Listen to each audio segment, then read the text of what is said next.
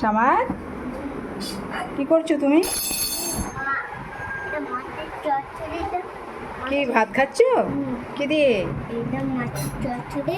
এটা মাছ চচ্চড়ি, এটা মৌরলা মাছ চচ্চড়ি, আর এটা রুই মাছ দিয়ে টক দই আর পেঁয়াজ দিয়ে রান্না হয়েছে।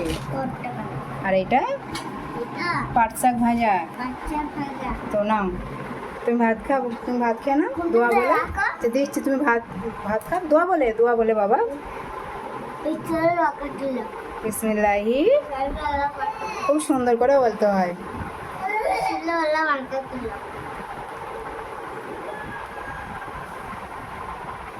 পানি খেয়েই তো পেট ভরে যাবে, অল্প করে খাও। খেয়ে নাও, একটা মাছ নিয়ে নাও, মাছ নিয়ে নাও।